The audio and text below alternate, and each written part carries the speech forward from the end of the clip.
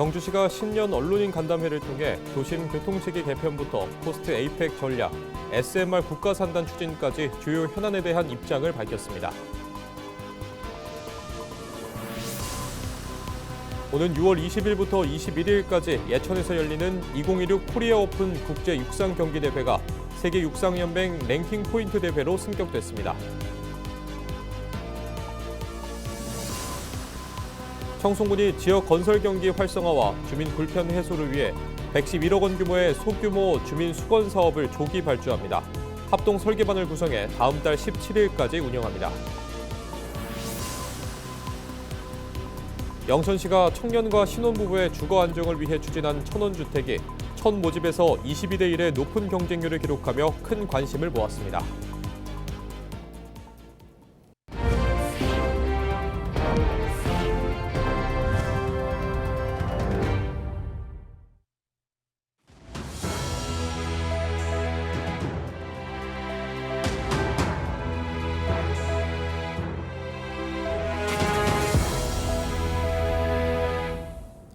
시청자 여러분 안녕하십니까?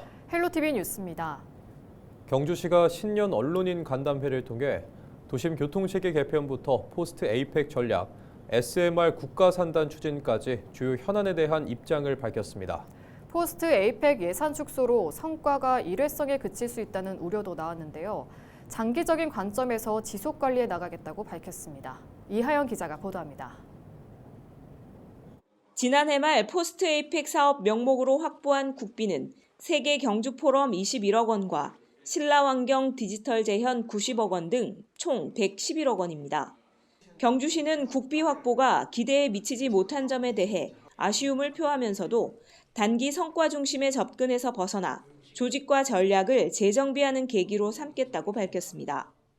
이를 위해 포스트 에이펙 전담 조직을 신설해 개별 부서 단위가 아닌 조직 차원에서 사업을 관리하고 있으며 에이펙 기념관 조성과 경주 세계포럼 정례화 등 주요 사업은 정부 정책 방향과 연계해 단계적으로 추진해 나가겠다고 설명했습니다. 국비 확보가 어렵다면 지방비만을 투입해서라도 사업을 추진하는 것이 기본 방침이라고 밝혔습니다. 문화엑스포 대공원 안에 경제전시장이 있는데 경제전시장의 일부 공간을 확보를 해서 하이코에 있던 정상회의장의 모습을 그대로 이전해서 재현하는 그런 프로그램 같습니다. 그런 사업을 합니다. 지금 예산이 도비가 확보되어 있고 시비도 같이 확보를 해서 그 다음에 엑스포 공원 안에 에이펙 기념숲 조성 사업은 확정이 돼서 지금 추진 중인데 지금 문화재 발굴 조사를 하고 있습니다. 이달부터 운영에 들어간 황리단길 공영주차장은 단순 주차 공간이 아닌 환승 거점으로 운영하겠다는 방침도 밝혔습니다. 이를 위해 공영주차장 이용객을 대상으로 보문단지와 불국사, 동부사적지 일대를 순환하는 5개 시내버스 노선을 운영하고 일부 노선은 이색적인 관광 경험과 대중교통 활성화를 위해 2층 버스를 도입할 계획입니다. 짧은 노선입니다만은 이게 2층 버스를 도입해서 운행할 분석을 하고 있어요. 2층 버스 구입하는데 시간이 좀 걸린단 말이에요. 10월 돼야 새 차가 나온다 해서 일단은 1층 버스를 도입해서 그 짧은 구간, 여기 아시죠? 황리단길에서 청청대로 해서 이렇게 동부사적으로 돌아오는 그런 코스입니다. 경주시의 또 다른 미래 성장 동력인 SMR, 소형 모듈 원자로 국가산업단지는 현재 예비 타당성 조사를 준비 중입니다. 산업시설 용지 대비 충분한 기업 입주 수요가 확보된 만큼 예타 통과 시 오는 2028년 하반기 착공이 목표입니다. 헬로티비 뉴스 이하영입니다. 오는 6월 20일부터 21일까지 예천에서 열리는 2016 코리아 오픈 국제 육상 경기 대회가 세계 육상연맹 랭킹 포인트 대회로 승격됐습니다. 지난해 예천에서 재개된 이 대회는 국내 최대 규모의 KBS배 육상대회와 함께 열리며 올해부터는 올림픽과 세계 선수권 대회 출전을 위한 랭킹 포인트가 부여됩니다. 국내에서 랭킹 포인트를 부여하는 대회는 예천과 목포 아시아 투척 선수권 대회뿐이며 종합육상대회로는 예천이 유일합니다. 예천군은 이번 대회가 문화체육관광부 국제대회 공모 사업에도 선정돼 국비 6천만 원을 확보하는 등 대회 지속 가능성과 위상 제고에 힘을 얻게 됐다고 밝혔습니다. 청송군이 지역 건설 경기 활성화와 주민 불편 해소를 위해 소규모 주민 수건 사업을 조기 발주합니다. 군은 8개 읍면 시설직 공무원 등 12명으로 합동 설계반을 구성해 다음 달 17일까지 운영하며 오는 3월까지 378건, 총 111억 원 규모의 사업을 조기 발주할 계획입니다. 이번 사업은 마을 안길, 농로, 배수로 정비 등 주민 생활과 밀접한 사업을 중심으로 현장 조사 단계부터 마을 이장과 이해관계자 등의 의견을 반영해 사업 완성도를 높일 방침입니다. 청송군은 이번 조치로 농번기 이전 공사를 완료하고 공사 감독을 강화해 부실 시공과 민원을 사전에 차단하겠다고 밝혔습니다. 영천시가 청년과 신혼부부의 주거 안정을 위해 추진한 천원주택이 첫 모집에서 높은 경쟁률을 기록하며 큰 관심을 모았습니다. 시는 지난 6일부터 8일까지 3일간 진행한 입주 신청에서 총 20세대 모집에 441건이 접수돼 평균 경쟁률 22대 1을 기록했다고 밝혔습니다.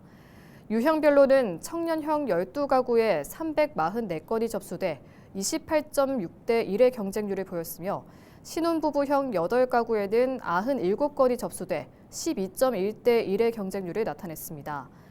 천원주택은 하루 1,000원, 월 임대료 3만 원으로 청년과 신혼부부의 주거 부담을 줄이고 결혼, 출산, 양육 친화적 환경을 조성하기 위한 영천시의 주거복지 정책입니다. 입주 대상자는 경상북도 개발공사의 자격검증과 소명 절차를 거쳐 4월 말 최종 발표될 예정입니다. 경상북도 농업기술원이 과수화상병 사전 차단을 위해 오는 4월 24일까지 사전 예방 집중기간을 운영합니다. 도는 최근 발생 지역인 영주시 주요 사과과원에서 도, 시군, 농업인 단체와 합동 예찰을 실시하고 궤양 제거 방법과 소독 요령 등에 대한 현장 기술 지원을 추진했습니다. 과수화상병은 치료가 불가능한 세균병으로 겨울철 궤양을 제거하는 것이 가장 효과적인 예방법으로 알려져 있습니다. 경북도는 올해 약재 방제비 153억 원을 확보해 사과 전면적 사회 방제를 지원하고 실용 교육과 모의 훈련 등을 통해 대응 역량을 강화합니다. 한편 경상북도 과수화상병 발생 현황은 2023년 17.7헥타르, 2024년 4.85헥타르, 2025년에는 발생하지 않았습니다.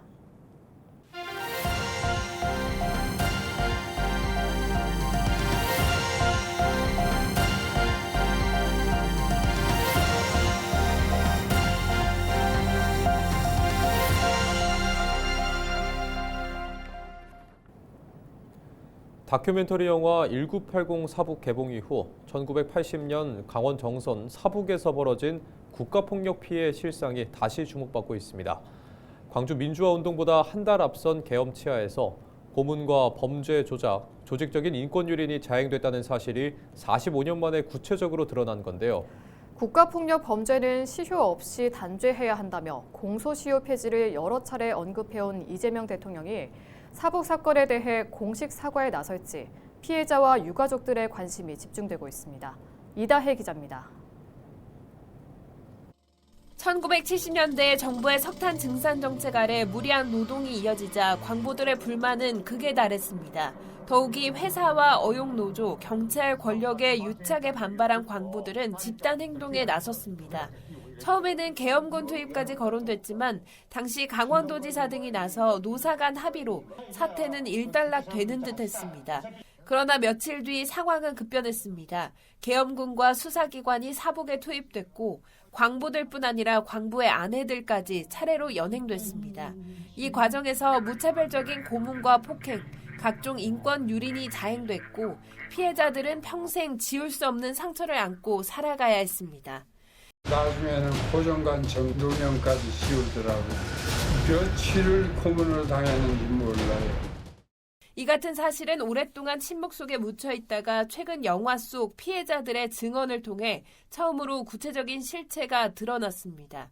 진실 화해를 위한 과거사정리위원회는 당시 계엄사령부 합동수사단이 200명 이상을 연행 구금하고 고문 등 가혹행위를 한 사실을 확인하고 국가의 공식 사과 등 적절한 조치를 권고했습니다. 영화 공개 이후 국가가 책임을 인정하고 공식 사과에 나서야 한다는 여론은 더욱 커지고 있습니다. 지역사회의 노력과 시민 후원으로 전국 무료 상영회를 이어가며 관객 10,000명을 넘어섰습니다. 오는 4월 21일 제46주년 사북항쟁 기념일에 맞춰 전국 300개 상영관에 동시 확대 상영도 추진됩니다. 사북 사건이 벌어졌던 1980년 그 당시에 전국 광산노동조합으로 조직화되어 있던 광부들 수가 53,000명이었거든요. 그래서 오랜 시간이 지난 지금의 그들의 이야기를 담은 영화를 적어도 그때 광부들 수만큼의 관객들이 봤으면 좋겠다. 지난달 국회에서는 사북 사건에 대한 국가의 사과 이행을 촉구하는 결의안이 여야 의원 73명의 초당적 참여로 발의됐습니다.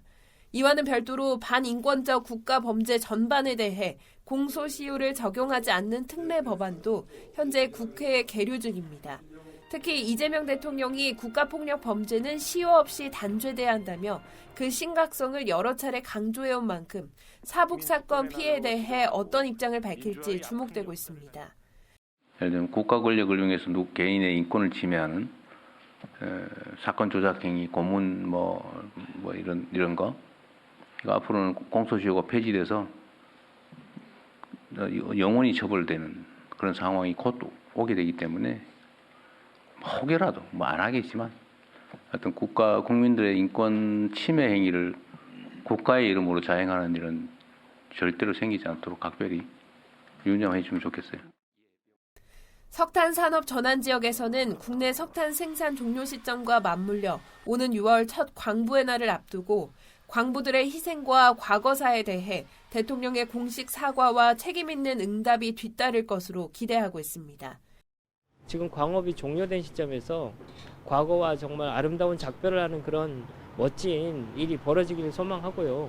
이때 대통령께서 국민주권 정부의 책임자답게 우리 광부들의 노고를 치하하고 과거의 아픔을 위로해 주셨으면 제일 좋겠습니다.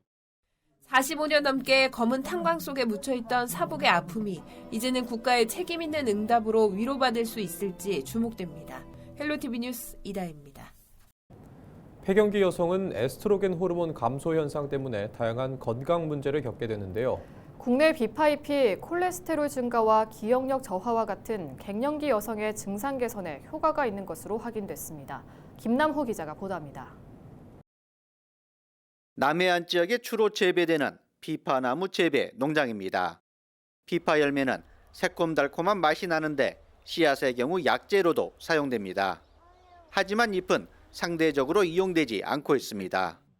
지금은 판매처가 마땅히 없어서 많이 없어지기도 하는 그런 상황인데 그런 거 없이 다 쓰여졌으면 좋겠어요. 잎으로 해가지고 좀 사람들한테 좀 쉽게 다가갈 수 있는 뭐 음료나 아니면 뭐 기능성 제품이나 이런 것들이 좀 많이 나왔으면 좋겠습니다. 국내 연구진이 비파잎이 갱년기 여성에게 나타나는 주요 건강 문제를 개선한다는 결과를 실험을 통해 확인했습니다. 폐경 여성의 뼈 재생과 대사균형 회복에도 도움을 줄 수 있는 것으로 파악됐습니다. 비파잎을 갱년기 모델 마우스에게 12주 동안 급여했을 때 혈중 콜레스테롤이 20% 정도, 그리고 이제 인지능을 평가할 때는 저희가 수중미로라는 것을 테스트하는데 거기에서 탈출하는 시간이 40% 정도 개선이 되었고요. 비파잎에서 갱년기 여성의 혈중 지질과 뇌와 뼈 건강의 개선 효과가 확인된 것은 이번이 처음입니다. 폐기되던 비파잎이 기능성 소재로 활용될 수 있는 과학적 근거가 마련되면서 농가 소득을 높일 수 있는 다양한 파급 효과가 기대되고 있습니다. 헬로티비 뉴스 김나옵니다. 경상북도 수출기업협회 신년회와 수출 확대 전략 설명회가 안동에서 열렸습니다. 이번 행사는 글로벌 통상 환경 변화에 대응하기 위한 수출 전략을 공유하고 기업 간 네트워킹을 강화하는 자리로 마련됐습니다. 행사에선 수출 지원 시책과 한국무역협회, 코트라, 중진공 등 수출 지원 기관들의 맞춤형 지원 사업이 소개됐습니다. 이상으로 뉴스를 마칩니다. 시청해주신 여러분 고맙습니다.